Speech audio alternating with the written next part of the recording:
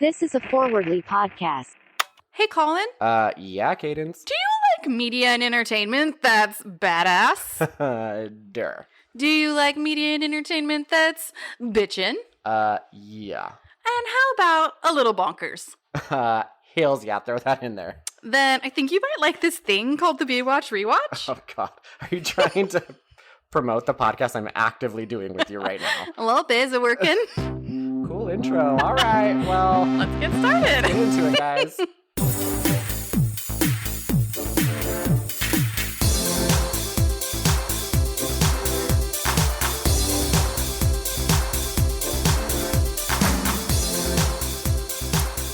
Hi, everybody. It's Colin. Hi, it's Cadence. Oh, man. I'm still thinking about last week's little meth boa.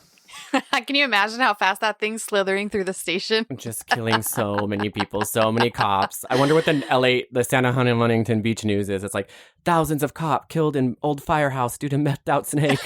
the headlines.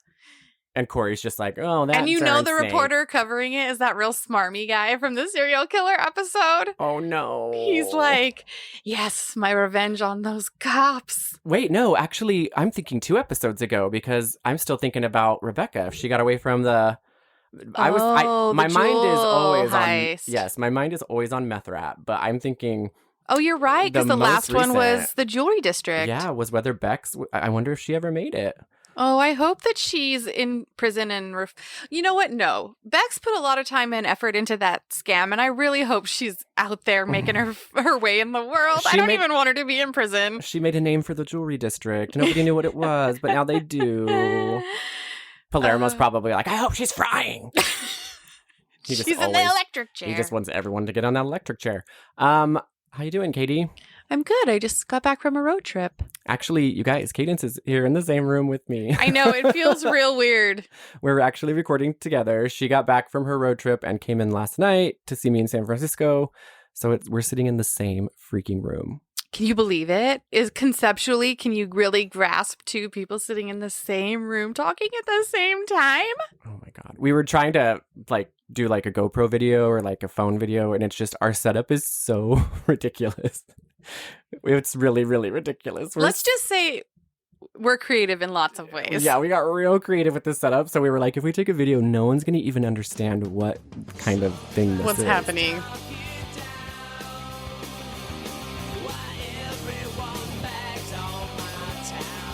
In today's episode, we're met at a bank. And we're basically going to deal with, what did you call it when the episodes are like this? It's called a bottle episode or an episode in a bottle because essentially every show you'll notice, think about your favorite show. Some point in each season, there's an episode that takes place basically on one set from top to bottom.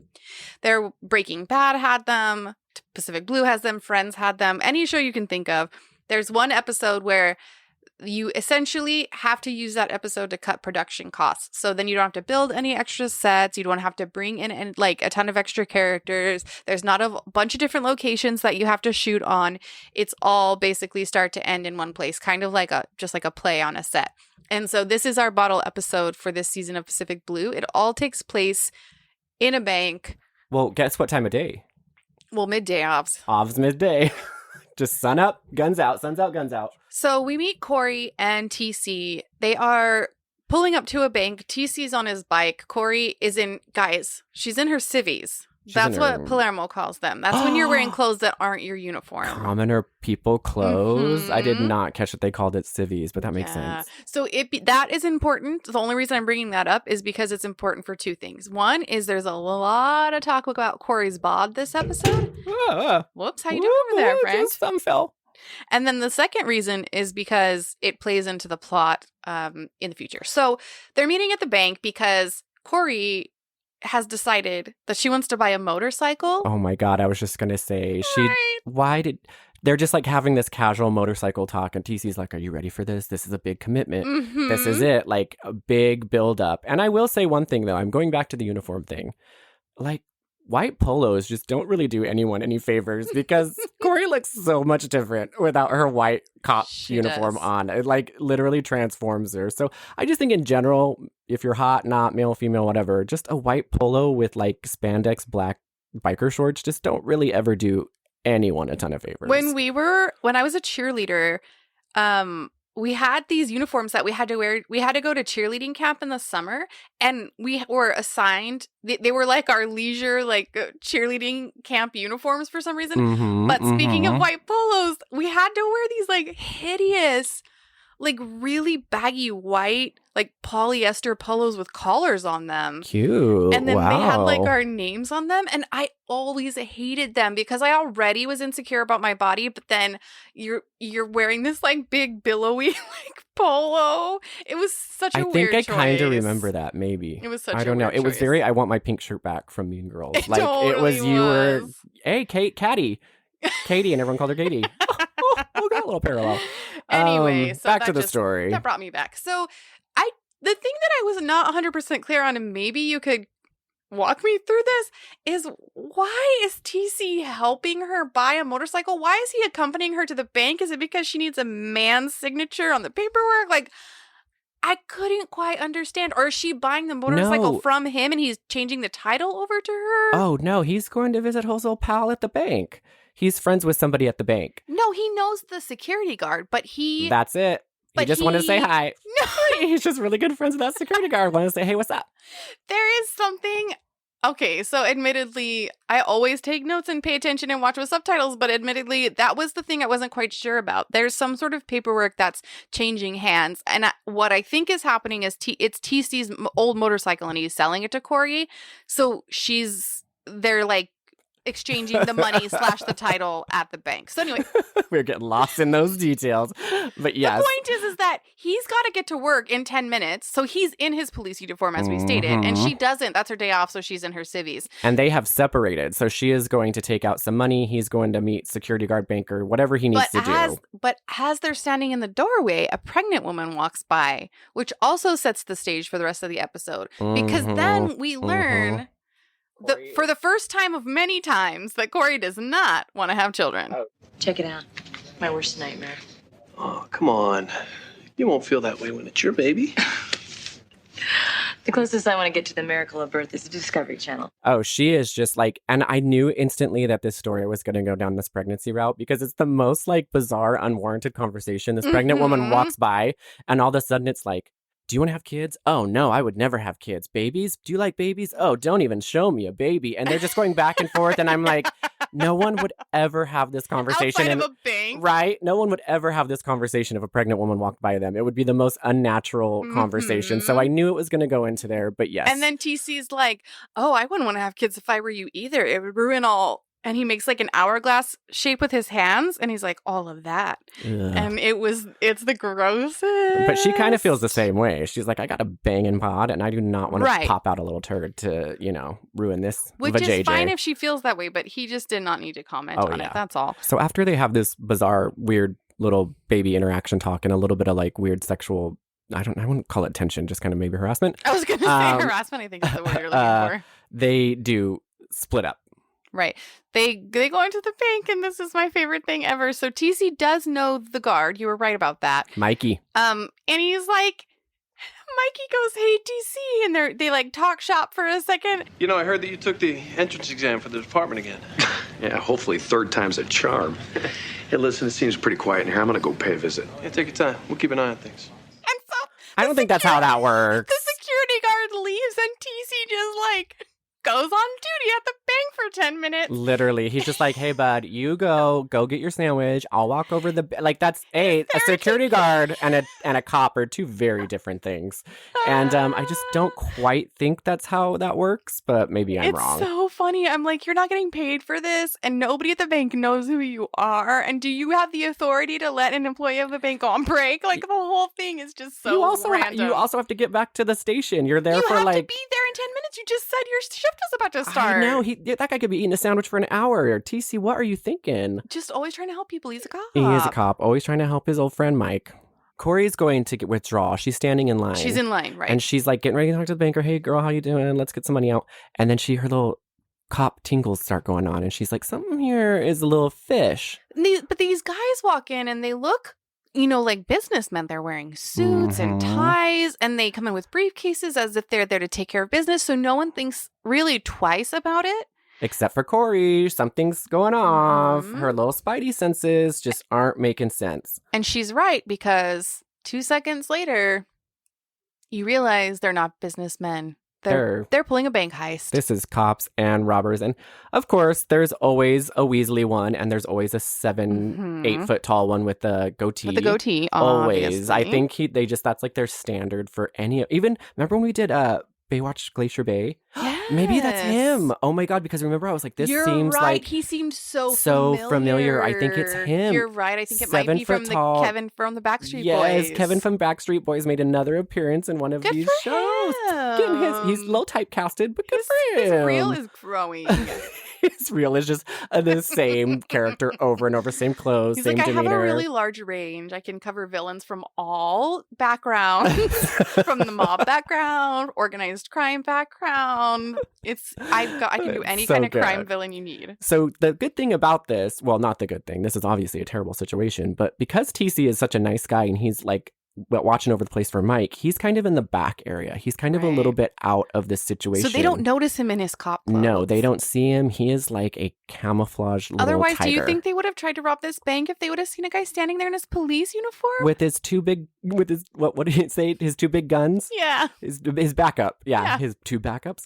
So he's kind of not aware of what's going on, but instantly the guys make everybody on the lobby side get on the floor. It's a total heist. Corey's little eyes are bugging out of her head. She is nerve. But she knows she's got to keep her head on straight and think clearly, because they don't know, as we stated, she's in her civvies.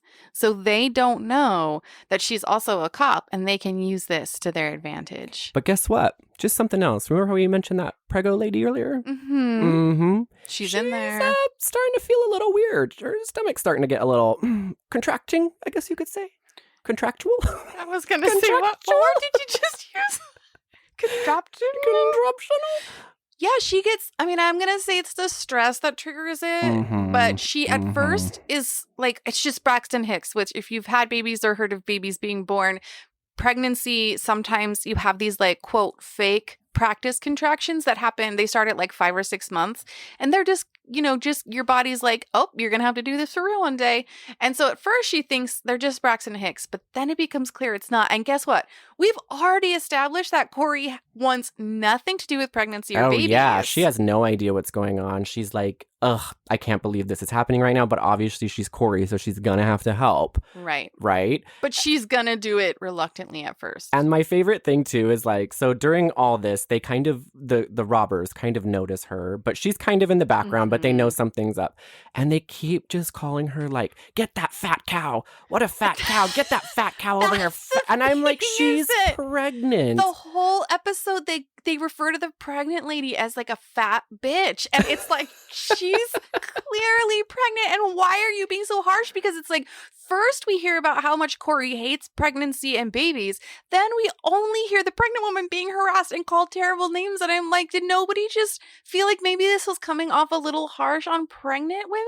I know. And she's like, the truth is, easy, Pacific Blue. Right? PB, tap the baby brakes. But the thing is this woman's like gorgeous, and like she's a small she's like petite. petite woman. So it goes extra far, because you're like, come on, guys. But they just hate that she's pregnant. They hate that she's she's pregnant. Vomit. All right, guys. So they're just yelling at that fat lady, pregnant lady, which is awful. And Corey's kind of helping her. And I do want to say that they do release several hostages. Right. And it just comes down to pretty much Corey, this pregnant woman, and maybe 2 other people, because the hostages all run out the door. But that pregnant lady, she's just such a fat whale that she cannot get out that door fast enough. And Corey is sticking by her side. Okay, so everyone, they're in there. Corey's worried. The fat pregnant lady's scared. And TC is in the back. Remember, they don't know he's there. And bad guy walks up, and TC, boom, punches him. Because he's going into the back where, the vaults are. Yeah, the vault. The I little couldn't think of safe. the word. And that's where TC is. And TC punches him and then gets his gun. And you're so you're like, yes. And TC has this whole Bruce Willis Die Hard thing. He thinks he is the sexiest, coolest. Double guns in his hand. He's ready to take. 2-gun TC. 2-gun TC, ready to take. Tight Toast 2-gun TC is ready to take down these robbers. And so he flails around the corner and he points his guns, and then he just kind of starts shaking. He just kind of starts shaking and totally chickens out, you guys. Corey's looking at him like, why are you being a bitch? So guys, then the bad guys. She literally is like, you've got to be kidding me right now. Right? And this is how you chose to deal with this. They're like, handcuff that turkey. And they just handcuff TC. He does not save the day. He does not shoot. Nothing happens. All they do is they hold, I say all they do as if it's not serious, but they hold up like a tiny little like pocket knife to the pregnant lady's throat. And they're like, we're going to slice her. And I'm like, he has the upper hand. They have a tiny little pocket knife and he's got 2 bazookas. And he's just so scared, shaking, nervous. And it's just he's like, okay, fine. Okay, fine, cool. And they handcuff him and that's the end of TC. So now they got the cop.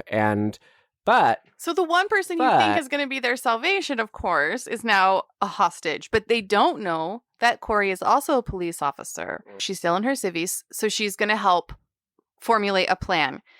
She also, we come to find out, so when she arrives in her sexy clothes in the beginning, she's wearing a fanny pack, and you're sort of like, that's a weird accessory for the sexy clothes that you're wearing. But, it all becomes clear. She has an extra handcuff key in her fanny pack. Duh. That's what you do. That's why the fanny pack trend has come back in. So you can carry those little extra things you need. You like never know when you're going to need a handcuff key. I just don't get the fanny pack thing. I kind of want to wear one, but I don't get it. I don't get the like cross shoulder, the ones that go across your chest. Right, that look like itty bitty like cross body bags. Yeah, I don't like a little like a little baby messenger bag. Like if you're gonna do that, just carry I don't know. Be a fanny pack.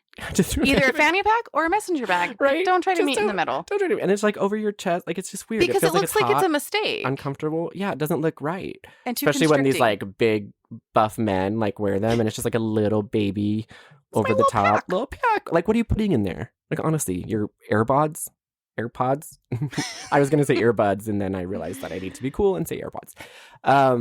So she's got an extra pair of handcuff So the whole thing becomes, how can she get those handcuff keys to TC? Which at this point, I'd be like, you don't deserve these keys, TC. If I get you out, you're just going to get us right back into this situation. Well, also, you have to put yourself in Corey's head. She's like, okay, I got this huge fat whale pregnant lady here. That I have to deal with. I have to look at her disgusting body. That I have to look at her body. disgusting fat body. And she's going into these like fake contractions, which means, in Corey's world, because she hates babies. Right. She thinks it's real. And then she's like, now I got to take care of this big old baby over there that totally got caught. So her head's like, what do I do to stay cool? Right. And she's got a lot on her plate right now. She really does. Girl has got a lot to balance. So we should also say, just for setting the scene, as soon as the robbers start their robbing, their heist, someone does activate the alarm. And so in the meantime, the SWAT team for Santa Monica Huntington has come to the scene. Along with the black and whites. Yes. So you've got a huge SWAT team full of SWAT vans. Then you've got black and whites coming in their cars, fully uniformed officers. And then you have Palermo ride up on his bike with his bike shorts. Oh, no. Palermo. He's all sweaty out of... I'm here, guys. He just fell down the stairs. I made it. Yeah. He tumbles into the frame. He's got all kinds of bandages on.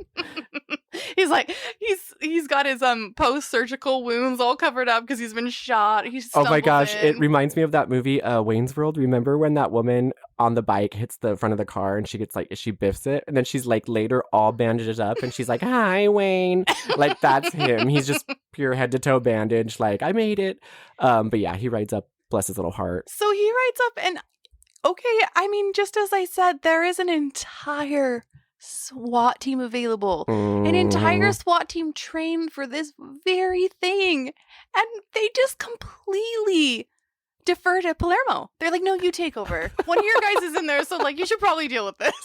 Oh, and Palermo, bless his little heart, he doesn't know what to do. He's just coming off of that freaking... He just got done with dinner at Hal's from last week. He's like, God damn it, I just won this competition, and now I have to deal with this shit. Right? I'm trying to get Del Toro to box again so I can win 4 more free dinners. He's just so overwhelmed, But whatever, again, he's gonna do it. Palermo, just leave with your dignity. Someone else needs to do your job. So he starts calling the shots, which for whatever reason they are what they are. So let's just keep that in mind. Blow it up, kill him. Let's kill everybody in there. I don't know. So he's calling the shots outside, and we'll get back to that. But just so you know that's what's happening. So cut back to the bank. Guess what happens with the pregnant lady? Oh. It's not Braxton Hicks. Is it Braxton Hicks or Braxton Hicks? Hicks. Braxton Hicks. That sounds like a country music singer. It really does. We should start a country music band, Braxton Hicks, and we just go like, ooh, yeehaw, hee hee, yee yeehaw, yee. I need you to stop. Yee yeehaw, yee. And it like counters as like a Lamaze class. It's a 2-in-1. For pregnant country moms. Yee yeehaw, yee. Oh, that is a good idea, I think. I don't if anyone out it and let's see what if happens. anyone out there is listening, you know what to do. Find me on Instagram. So now I'm picturing a room full of pregnant mothers with cowboy hats on, like laying back into their partners, and they're all sitting on saddles getting ready to give birth. Yep. So their Lamaze takes place on saddles on the ground, and then they're holding the saddle and they're leaning back to their partners who are behind them, and they're holding wearing cowboy hats. holding their hands, and they're just like, and they're holding the reins. Thank you for taking Braxton Hicks. I'm here all night. Oh my god. Forgive us for that joke. But yes, she's not experiencing that. She's actually going into freaking labor, and she's having real ass contractions. Her big fat whale cow body is having real ass contractions. You were saying she's having real ass contractions. I don't know. You've been pregnant. You've given birth. Maybe you do have ass contractions. I was like, what are ass contractions? Yes. She's having real bona fide ass contractions. Oh, yeah. You get it. And then her water breaks. Oh, geez. Which makes it even messier. And now the police are not the police. Now the robbers are like, oh, geez, what's going on here? I mean, if they're full for keeping her hostage, what did they think was going to happen? Just let her go. Just keep freaking. I mean, at that point, it's really just Corey and her. So, and T.C. I would just let them all go and rob the bank. But it seems like it would be. Yeah, I mean, we're overthinking it, but it seems like it'd be way faster to just be like, you guys can leave. We'll take care of this in here. Right. But I guess what they've got going for them is that if they have the hostages, the police aren't going to like throw in smoke bombs and all that jazz. And you know Palermo's outside. He is pacing, just thinking to himself how he's going to get in there. So they probably do need to keep a hostage or two not to get blowed up by Palermo. So Corey, in the midst of this, is like, I got to get it together.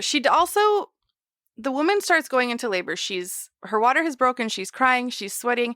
And Corey, bless her heart, just starts like kind of rubbing a dry towel all over the woman's dry That's what hair. I would do. I wouldn't know what to do. I'd just be like, here, like, drink. Here's a martini. Like, I don't know what to do.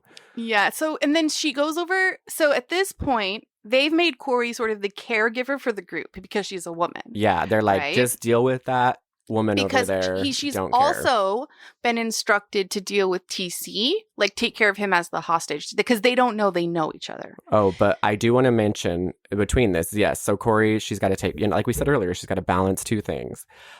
These guys are a lot nicer to Corey than they are to TC. Boy, oh boy, do they just rough him up, poor little guy. He's handcuffs behind his back, and they just kick him all the time for no reason. They'll just like walk past him and like kick him. Yeah, they'll be like talking about the plan and like casually walking by and just kick him and keep talking. And he just like falls over on the floor and he's like, ugh. And then they're like, come back a couple minutes later, just kick him, punch him for no reason. So Corey's watching TC get that like actual ass kicked out of him. And she's going ass kicked out of him. Is he having ass contractions? I have a lot of ass talk today. I don't know. Ass is on the mind. But because she's meant to Del take... Toro. Oh, right. Where is Del Toro? He needs to come save the day. He does save the day. But because she's in charge of taking care of this pregnant lady and TC, which, again, they don't know that TC and Corey know each other, she, like, walks up to TC, and she'll be like, what the fuck do I do with this pregnant woman over there? And TC's like... Okay, right now... You're all that woman has, so you need to be there for her and her baby, okay? Be her coach. Help her focus on her breathing, but don't let her hyperventilate. But she's in so much pain. I know. Now listen to me, because this is important. When the head crowns, you need to support it, okay? Support it, but don't pull the body. Just guide the shoulders. When you see the shoulders, it should just be one more push, and the baby will pop right out. When it does, get some scissors, cut the cord, and wrap it up and keep it warm. Okay, but what if something goes wrong? It won't. Trust me on this, all right? I've done this a bunch of times. You can do it, too. I realize it's not the best of circumstances. But, hey, how many times does somebody get to bring a new life into this world? Corey, help! I'm coming. How does TC? Let's think about it though. What babies are you delivering, TC? When you're in a public service position, you are called on to do anything, anytime. I guess you're right. And I guess he's just had to deliver so many babies because an EMT or a hospital drive is just out of the question. But just keep that in mind, because that was the exact same thing I had in my notes, was like, I just want to see any footage of TC delivering babies, but there's a reference to it later that's important. So just keep that in your back pocket. So we go back to outside, where there's an entire fully trained SWAT team at Palermo's beck and call. Palermo has that kind of authority, guys.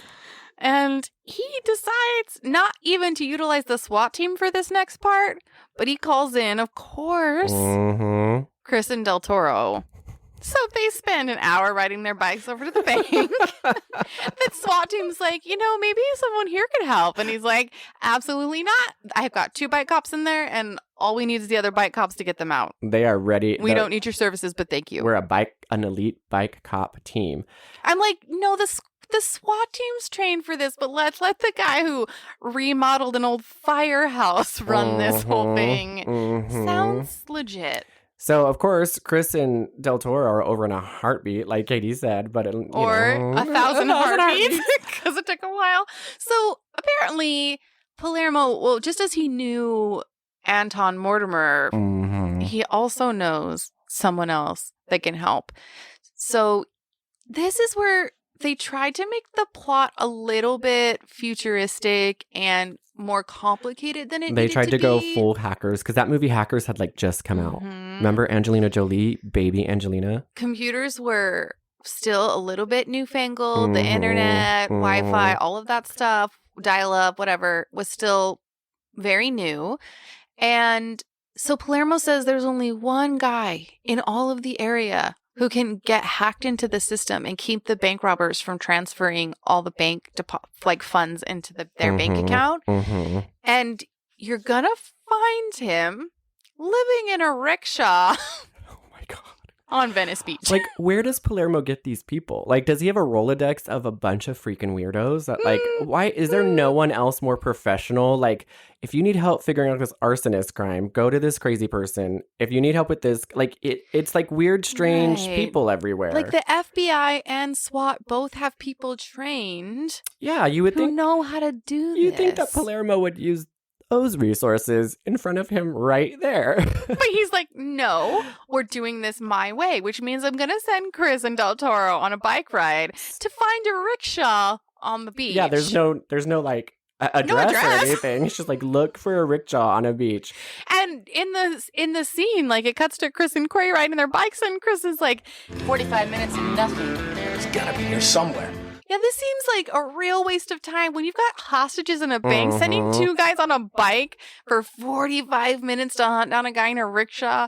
Palermo, come on. But also, they find the guy in the rickshaw. They do. To their credit. It's 5 hours later. We're trying to figure out, you can't just pop up on the beach like that. You cannot just live in a hut on the beach. That's just not how it works. Yes, it's on a beach where people are sunbathing. It's a public beach. It's not a camping beach. It's like Huntington Beach, and he's just got this full decked out witch's cottage. Actually, it's kind of more tenty, I guess you could say.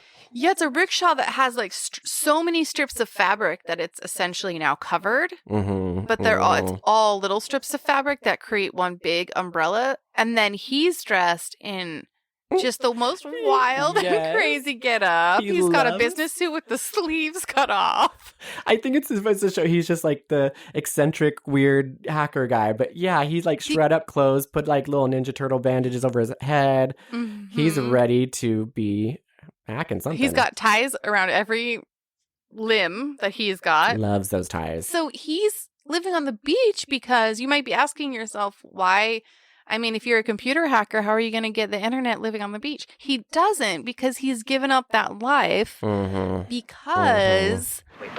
You don't understand. There's more than 2 lives at stake here. It's the whole human race. And the technology is killing us. I mean, it's making us sterile. Did you know that sperm counts are down 50% since the 1920s? Little plot twist there that we did not see coming. So he's like, I don't know if I want to help you. Like, I'm sterile at this point, and it feels... What are you doing regardless? You're on a beach, buddy. Like, if you weren't sterile, you wouldn't be living in a rickshaw on the beach. But now I get it. He's all dressed in, like, old business suits because that was his old life. Oh, and now he's given that up. But honestly, what the fuck does being sterile have to do with your life? Like, because you're sterile, you can't live any other life but being, what do you call him? Hermit hacker on the beach? I think he feels like, because they're like, well, 2 people are going to die. And he says, not just 2 people, so many people are going to be affected because this radiation and this electricity, whatever the hell he's talking about, is going to make everybody sterile. So Wow. Palermo, another good choice. Another awesome reference. This is exactly like when they sent him to Dr. Mortimer and he gives them just 45-minute long Bizarre riddles. information. Oh, well, so we're going to leave Del Toro and Chris on that beach, Well, just having let's that just conversation. finish with saying they do convince him to come back with them, but his one request is that he gets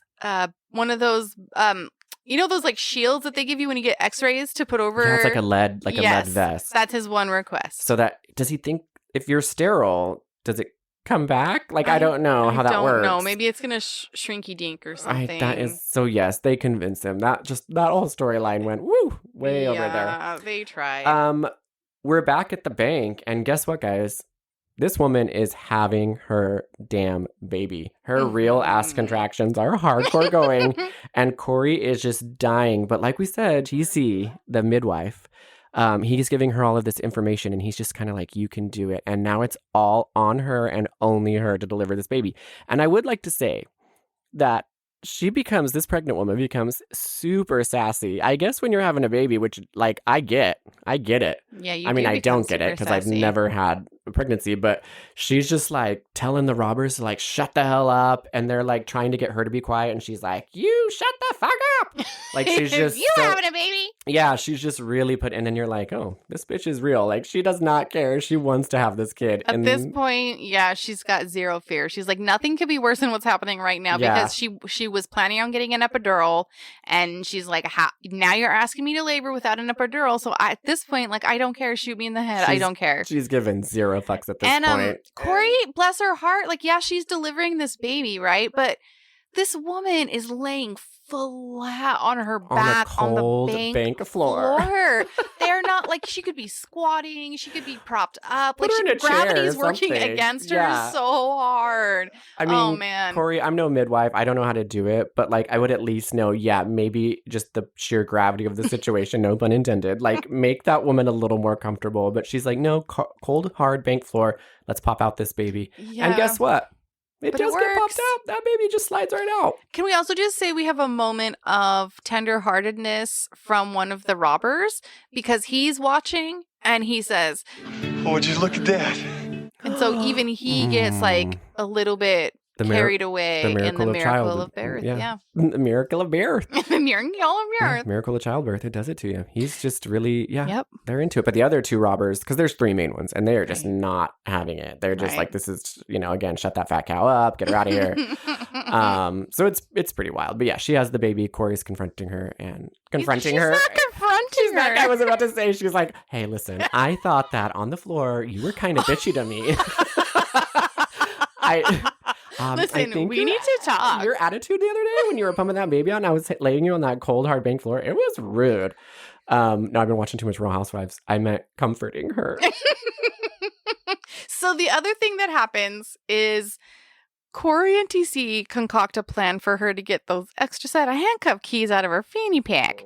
So T.C. starts coughing and acting like he needs a drink of water. And because Corey's become the maid for everyone, they're like, hey, get that guy some water. So she takes him a cup of water. And then as he's coughing, she starts patting his back. And then she drops the key down his back and into his hand. And I mean, he's pretty convincing because, again, they are just beating T.C. up. He's just become a rag doll at this collapsed point. lung. Yeah, he probably does. I was like, this guy definitely deserves to be coughing. But nice little plan there. But you know what? I bet she's like, why am I doing this? You're just gonna freeze up again, TC? You're just gonna shake? Can you keep a hold of these keys? Or you're gonna shake them out of your hands? I know. She's like, can I trust you to hold on to these keys? Can I trust you not to just shout like, I got handcuff keys? He would. Or he'd be like really loud, just dangling them, like trying to get it open The for whole time hours. you hear him rattling, trying to get him out. I'm like, at this point, Corey, just take it on. You've already delivered a baby. Just go. I know, you're the real hero of this situation, girl. Just go snag a gun. You know how to use it and just like, pop, pop, pop, get them all out. All right. So as we're anxiously awaiting TC to fuck up this situation, we're back, right? We're back with Chris and Del Toro and Rickshaw Man.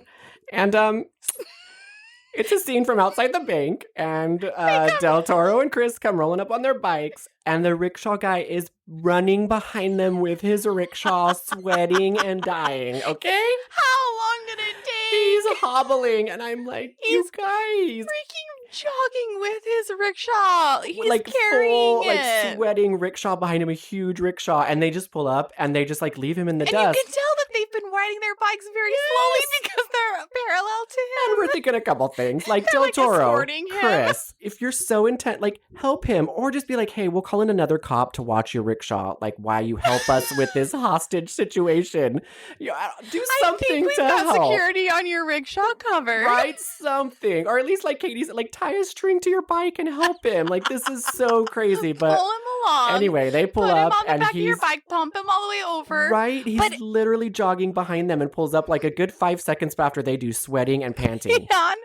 Beyond just the ridiculousness of that. Also, like, they're in a time crunch. There's hostages in a bank. And a pregnant lady. They've already waited 45 minutes to even find the guy running around on their bikes.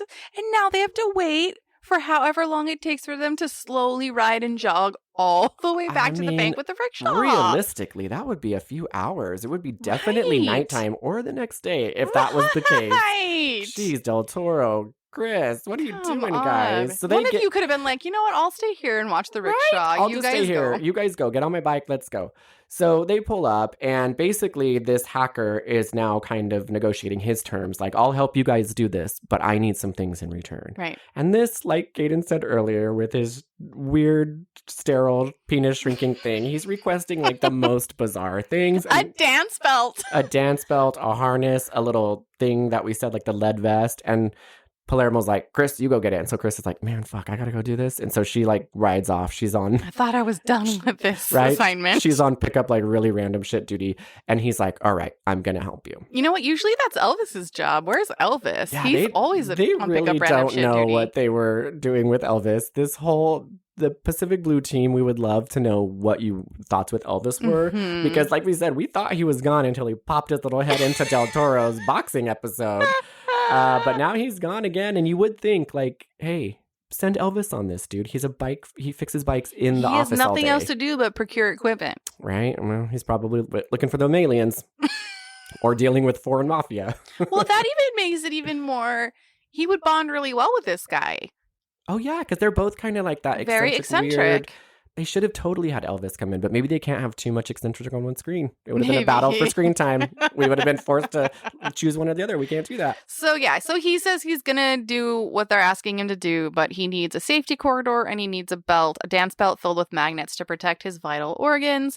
And so he gets to work essentially stopping the robbers from transferring all the electronic funds. He does make a point to yell to everybody that his penis is shrinking as he speaks. Mm-hmm. Like, he is intense about getting those items. But he's very clear. You know what? I'll do it. So we go back into the bank. And at this point, the SWAT team calls the robbers. You know how when there's situations like this, they're talking on a phone or whatever. They have like a special line where it's reaching directly to the people who are holding hostages.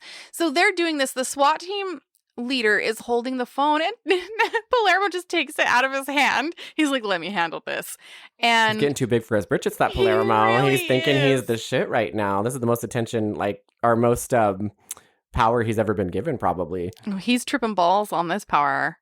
He's loving it. So he makes a deal. Essentially, he's like, we gotta wrap this up. Like, a lady just gave birth. And nothing's going to end the way you want it to. Like, if we do this now, we can both cut our losses. We'll let you guys go. You just let the hostages out. We just need to come to an agreement. So the agreement is that they're going to let the pregnant lady out, and they're gonna let no longer pregnant lady. Well, the now new mother. Oh, that's really cute. Oh, and what a story that kid will have to tell. He was born on a bank floor while it was being robbed. Oh, That's I cute. hope they embroider that on a pillow. I hope his name is Rob. Oh, goodness. Okay. So yeah, they let this woman go, this new mother. I'm trying to think of why they let TC go, though, after he gets his handcuffs off. Because they just love Corey and they're just going to take her for insurance. They're just like, this. I mean, at this point, he's just a dead bag of sand that they kick around. Yeah, I think like, he they don't thinks really that need him for he anything. Is gonna, somehow he thinks when I get these handcuffs off, I'm going to be a hero. But really all that happens is he runs out the door. He's all, bye, Corey. See you later, bitch. Maybe in his mind, he's like, I can definitely do more good from outside than in here. Oh, so that instant. Yeah. So you guys, you piece that together. They let TC go as well as the new mother. And he does. He just books it out of there. He's like, bye. And Corey's like, what the fuck? Zero shits about Corey. So essentially, we're overthinking the plot in terms of what TC has to offer. Mm-hmm. The main point is that they strike a deal. So Palermo says, if you let out TC and the new mother, then we'll let you guys go. We won't shoot you. We won't send in any gas bombs. You're welcome to leave. And we have this guy shutting down all electronic transfers. You can leave whatever cash you can fit in your bags, and we'll call it a day. Well, the guy. Well, I was gonna say they want Corey that back. Palermo was gonna call them a plane, but then I realized that they requested a helicopter. So that was part of the deal they made with the police. Call us a helicopter so we can make a getaway. And we're going to take all this cash, Right. all the jewels out of the little deposit boxes, and we're just going to make out with what we can, and we're going to keep Corey for insurance to make Right. sure you guys don't shoot us or do the plan. And guess what? Or do the plan. Or I was going to say or ruin our plan, but So this is one of the best parts because they agree to that.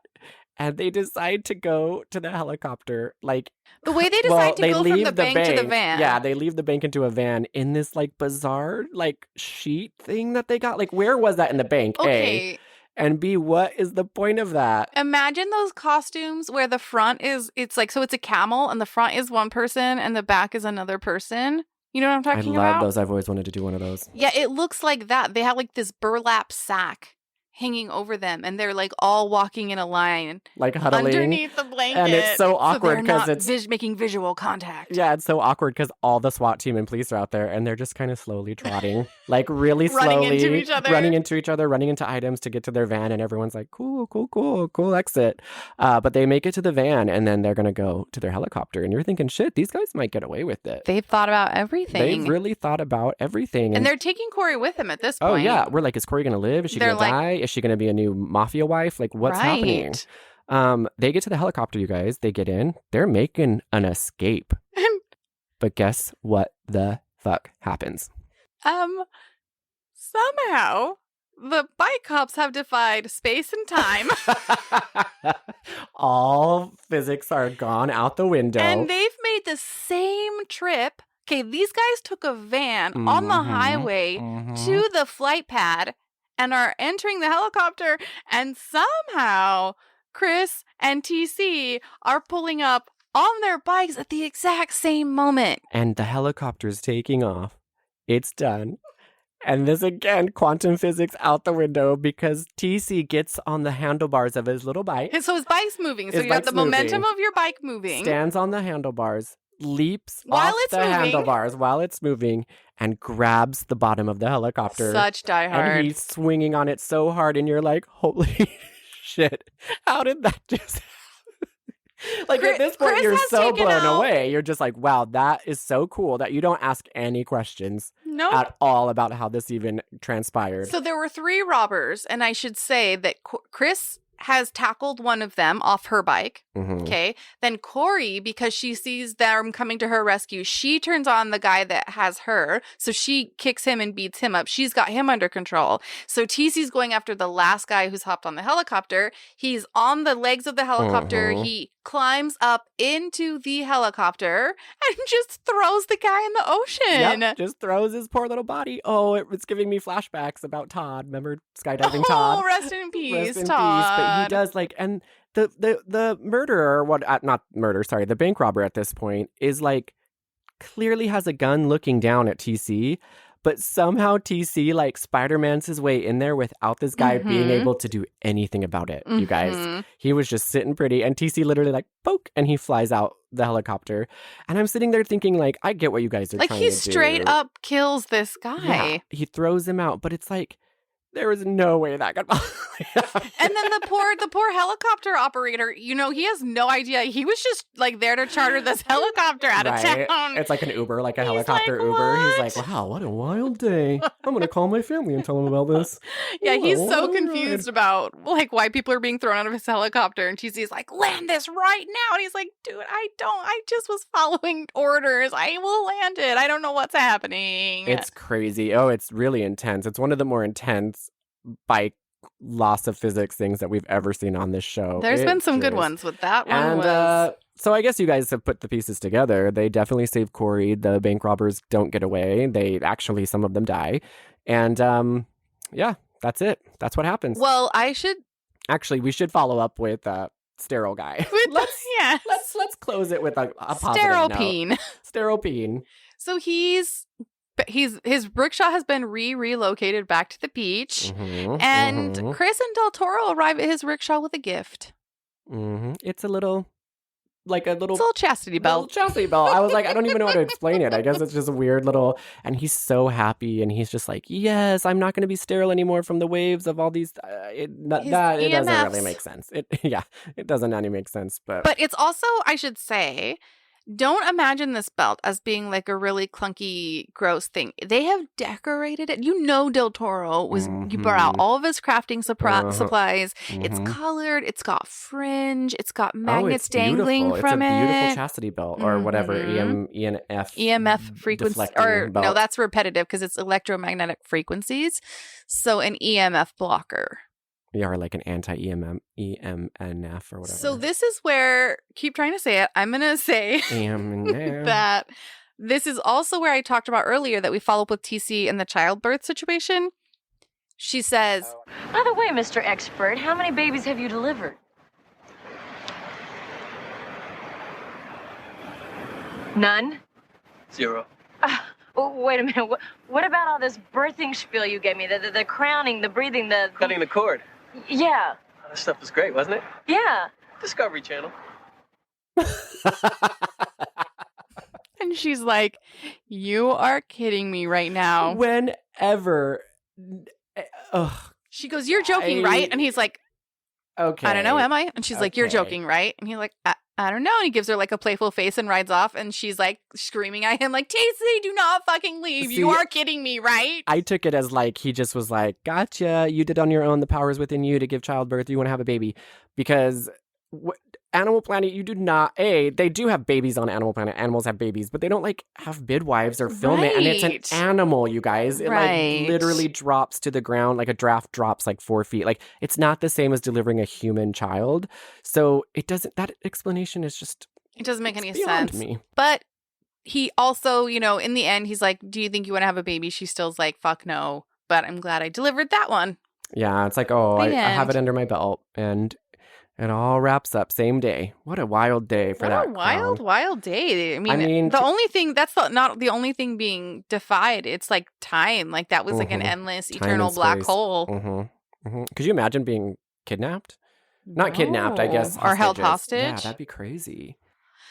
I almost feel like the hostage takers would get really irritated very quickly by me. Well, yeah, they would shoot you. You would be dead. That would be the case. I was thinking they'd be like, this is not worth it. You can leave. But yeah, they'd probably just be like, just bye. Just they would TC you real quick. So fast. I know. I was thinking like I would just keep talking and just go. And I want to say that they would be like, oh, you know what? This one's worth keeping. You know? This guy's worth sticking around. We're not going to kill him, but this guy's worth sticking around. You know, we're definitely like become friends with him. Maybe join their gang. I don't know. He might. I mean, you could be the arsonist. Infernist, you mean? Yeah. Well, You're the one who said you'd be an arsonist in another life, but yes, you're Well, right. now that The was respectful way. that was before I knew there was such a thing as an infernus. An infernus. Yes, I would be their total infernus. Yeah, you could totally pitch that to them. Be like, you got the brains, you've got the brawn, you've got the guns. What you don't have is an infernus. And I'm that person for you. So I And am so ready. you join. Yep, that's You'd what I would either do. have to get, though, a tracksuit or a business suit. They had a uniform. Oh, they did. I would. Yeah, they're like it's like the Spice Girls. Each one had their own thing. Right. Ooh, I would wear like a red jumpsuit. Oh, so you're trying to say that you would be the leader of the gang? No, I'm just saying I'd be the flames, like the red flames. I know, but don't you remember the guy who led the adrenaline gang? Oh, red, big red. His color was red. How dare you and the assume? red Power Ranger. Everything is always red. Red's a power color for sure. Yeah, you're right. Well, what You'd would be you joining- be? What part of the gang would you be? I would cook. No, that's not a crime. Oh, you're right. I guess I was just thinking sustenance for the team is important. Yeah, and that's I'm a true. good cook. That's true. So I'd be like, you guys go out, commit crimes. I will be here with a warm dinner and a delicious dessert when you get back. And I would be there to light your stove. Because I'm an infernist and that's what I do. I'd be like, I can't do anything until the infernus gets here. Step one, call the infernus. Well, I'm just trying to say it's all a symbiotic relationship. We all work off of each other. None we of all us need could each thrive. other. No. Right. It's actually really beautiful when you think about it. I was watching an episode of I hate to say this and I know how I sound and please just don't judge me, guys. I was watching an episode of Real Housewives of Beverly Hills and one of the women was throwing a party and she had all these candles. And I'm sitting there like literally thinking to my head like, man, that's a lot of candles. Who's responsible for lighting that? Like 2 seconds later, they introduce the candle guy. No. And he's a dude like dressed like he's in the outback of like Australian outback. Tons of those like lighters, the like click lighters. Does you know he what have I'm like talking a holster, like a gun holster? I swear of to God, you lighters? can look at the clip. He's got like holsters with these little things, and he's like, I'm the candle lighter. They call me the light master. I'm a lighter. And I'm just like, that would be me. That would absolutely be me. And he just goes around this party and makes sure all the candles are lit. That's the best job I've ever heard I of. How do you become know. that person? Because I you know he gets paid a lot of money for that. And me being an infernus at heart, I would die. I would love it. I would do such a good job. Put that on Craigslist There and wouldn't- start being a lighter for parties around San Fran. Anyone listening? Yeah, you don't call it San Fran. No one calls it San Fran. Okay, well, I call it San Fran. Just kidding. If anyone's out there listening and you need someone to light candles at your party in a getup that's meant for the outback, you know what to do. Hit me up. Are you going to talk like that the whole time? What? Getting higher and higher, like the flames. All right, guys. Well, thanks so much for tuning into this episode. We love it. And Don't call any pregnant ladies fat. yeah, you guys, please. if you run into a pregnant lady, just don't do that. And we'll talk to you next time. Bye.